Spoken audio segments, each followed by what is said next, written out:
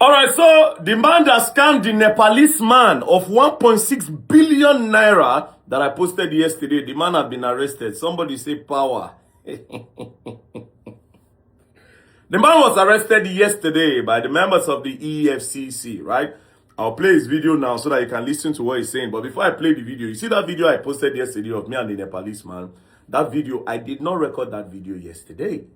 I recorded that video on Thursday, 25th of June, 2026 at about 2:50 p.m. That was when we recorded the video, but I did not post the video immediately. The reason why I didn't post the video that day was because if I had posted that video that day, that man that was arrested yesterday would have probably seen the video and maybe if I don't run, come up from Nigeria. So immediately the man told me about the matter.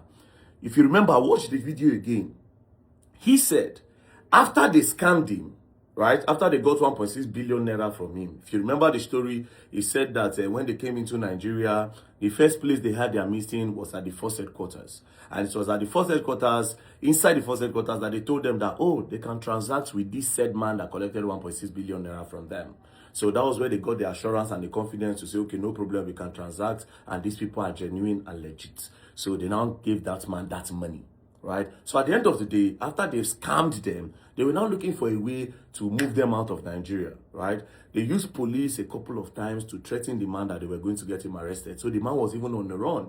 A victim was now on the run. They made the victim a suspect.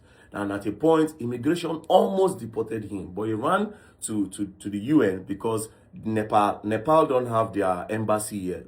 So he ran to the UN and said they finished him, that the UN should not let that happen to him, And he was moved to a refugee camp. Somebody will get 1.6 billion. They chop on to the point where we say they move and go to refugee camp. Now refugee camp, they feed them. Bro, you see this country, they see this life, right? So when they moved him there, now, at a point, he now got the confidence to go to the EFCC.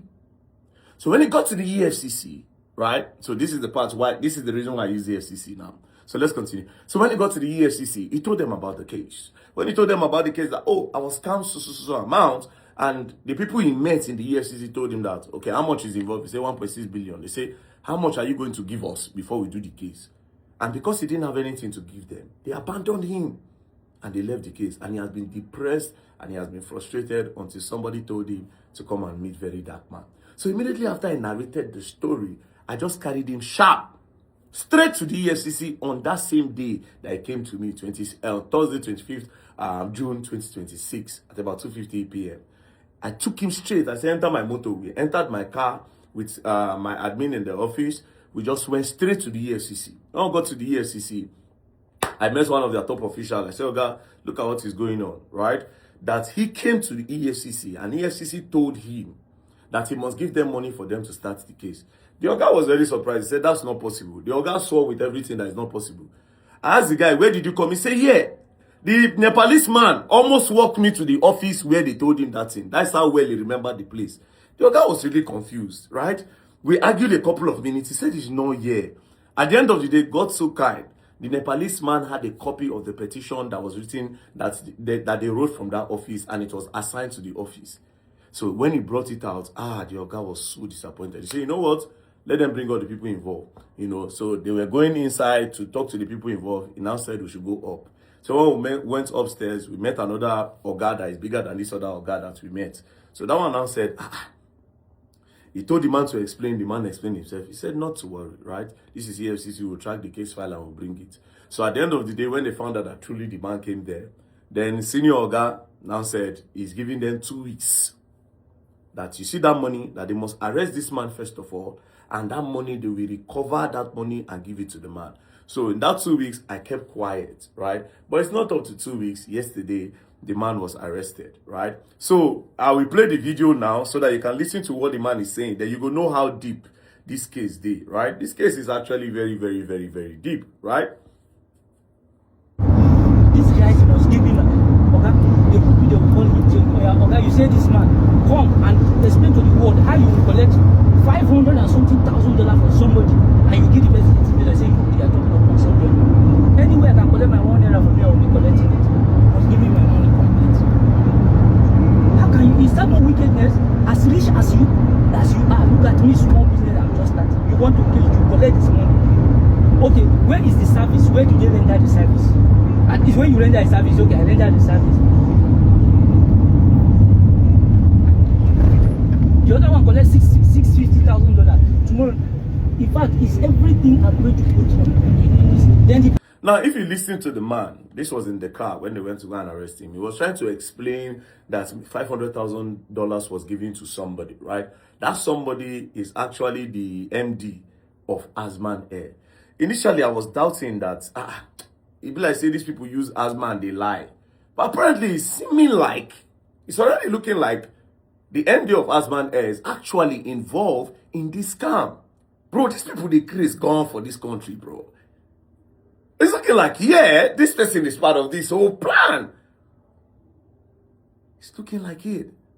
And which is very, very sad and heartbreaking.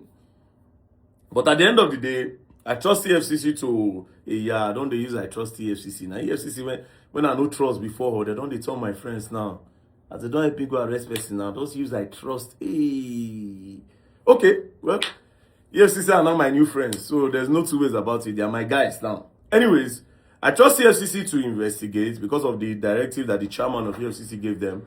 I trust EFCC to make sure they investigate and everybody that is involved will be brought to book, right? Now, if you remember, when this man talk about the police, me and the new IG, Olatunji Rilwan Disu, I've known him for a long time, right? Because of, we have taken cases to him, right? When he was the CP of FCT, a lot of cases were solved under him. So, to me, based on my own experience with him, he's a very good man.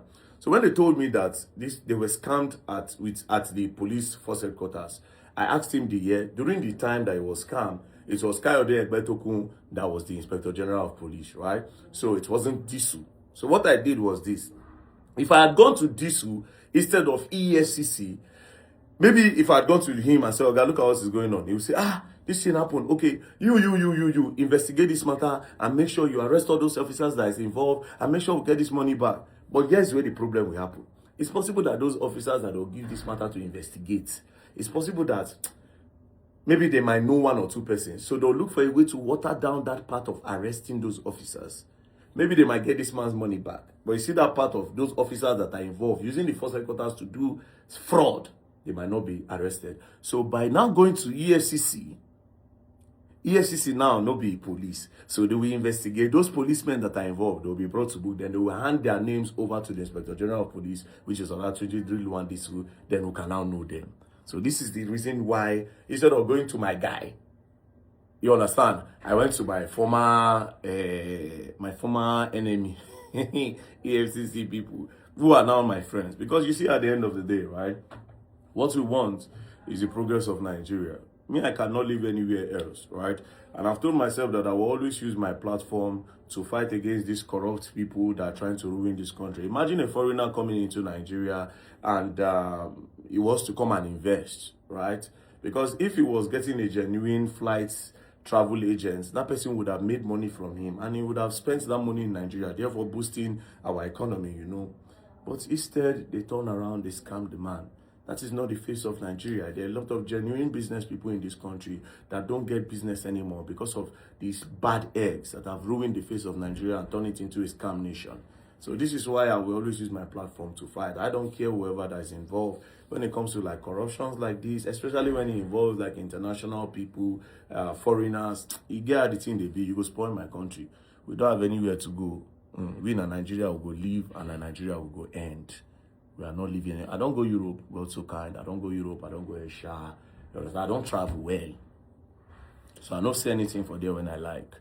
So yeah, everybody that is involved in this case will be definitely exposed by the grace of God and with the effort of the EFCC. And of course, I'll still take the matter to the Inspector General of Police by the end of today. You understand? So peace and love, don't play. If you play, go and learn, and you will learn the hard way. Rattle movement, you know. I told you I'm an online police, not an activist. I catch thieves. Don't play.